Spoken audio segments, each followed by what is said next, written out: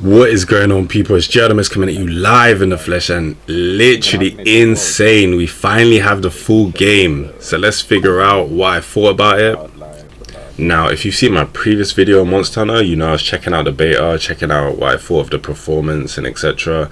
And that did lead me to get a PS5 Pro because I was a little bit concerned on the performance of the game and how it was gonna translate to the full game. So I have tried it on the PS5 Pro. You're watching footage of Monster Hunter Wilds on PS5 Pro, and I'm very impressed with how it's turned out. It looks great, performs great, feels great. This is just a little bit of footage of some of the story mode. The forest map that I was highly anticipating turned out to look amazing. One of the first clips you see in this video. And wow, I'm just enjoying this game at the moment. I'm having a break from Marvel Rivals. This game is insane. So let's stop the yapping and let's get straight into the video. This isn't a full review of the final game. This is just a first impressions coming from the beta to the full release from PS5 base to PS5 Pro. I was really impressed by the different weather conditions of the different maps, how there could be a rainstorm, how there could be a sandstorm, thunderstorm, how it can transition to great sunny weather conditions. I think it all looks great. The frame rate of the game is very stable. Currently playing at what is considered uncapped. One of the new options that I didn't see in the beta. In terms of weapons, I've been exploring longsword a bit more and bow. Been enjoying both of them a lot. Been getting some cool weapons, some cool armors. Me and my friends are pretty early in the story, so we're just like taking our time, enjoying it, helping each other out. Should take us a little while to complete the game. And as someone that's been playing Monster Hunter for over 10 years now, I can definitely say, continuing from my point from my previous video, definitely the most ambitious Monster Hunter yet. From the level designs to the actual monster designs as well, the animations the monsters pull off, really high quality, really cool as well, especially for the size of some of them.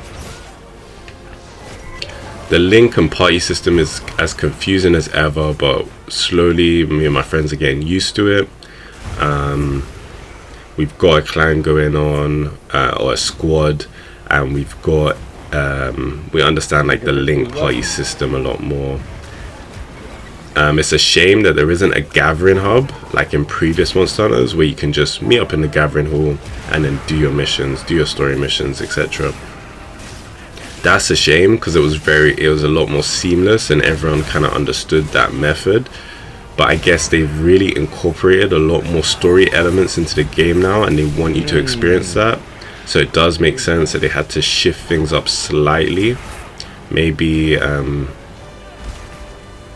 due to how the game is built, they can't have everyone in those story cutscenes and in those moment to moment where you're moving from one area to another, having a chat with NPCs, etc., which didn't really take place at all in any of the previous games. And so I'm still yet to see the infamous Rathian and Rathalos, but I'm guessing they're gonna have like a nice little introduction in this game. So I'm really excited to see what else this game has in store for us. We tend to be moving quite quickly through the different zones and back and forth between zones. So I'm curious how many zones are going to be in this game, and if we'll have like some of the Elder Dragons in this game. So far I'm seeing a lot of new monsters, so I think they're going to lean into that this game with not too many returning. To be honest, I have seen like the Congolaga from previous Monster Hunters. I've seen quite a few. Even in the beta, I saw one or two returning monsters, like the Triceratops or whatever the name is. So I'm seeing a few different returning monsters, so I'm excited to see them again. One of my favorite monsters ever is like the Nagakuga. Some of my friends, their favorites is like Zanuga and stuff like that. So I haven't really checked out or followed Monster Hunter revealing who's going to be in this next game, but I have seen one or two. So I have a feeling some of the monsters we want to return are coming back, but maybe they'll save like my boy Nagakuga until DLC or something like that, because you know Monster Hunter loves a big fat DLC. So super excited for that to come out. Hopefully some of it will be free, but I'm not holding my breath for that one, lads. Have been hearing a lot of discourse online about like the overall difficulty of this game, and that's always a interesting topic when it comes to Monster Hunter, just due to the fact that it's never been a traditionally easy game to play. There's a lot of different mechanics at play. There's a lot of different bars and meters you need to manage depending on what weapon you use. Sometimes the controls in previous games used to be really clunky, so I get that people are a little bit upset that it's a bit easier to play than previous titles like Monster Hunter Freedom Unite, for example. But to be honest with you, it just helps the newer players get into the game, keeping the game alive overall, because you know casuals pay the bills.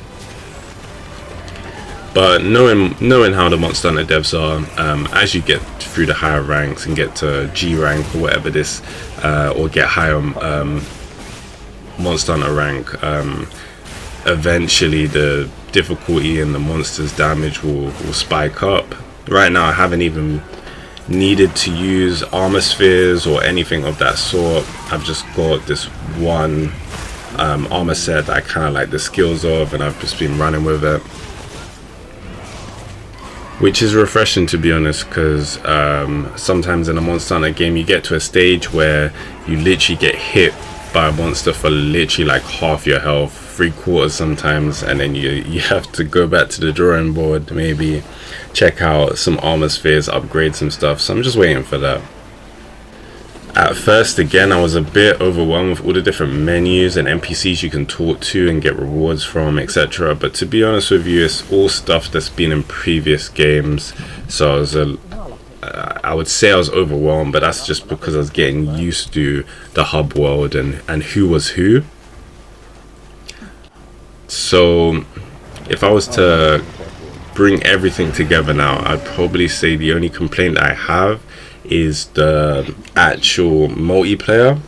It's just a small gripe. I just wish it was a bit more streamlined, a bit more simple to be able to interact with your friends, join their world, and help them with their missions, rather than accepting an invite. I wish I could just join them and stay in their instance, but this is how they chose to do it. It works, so can I complain?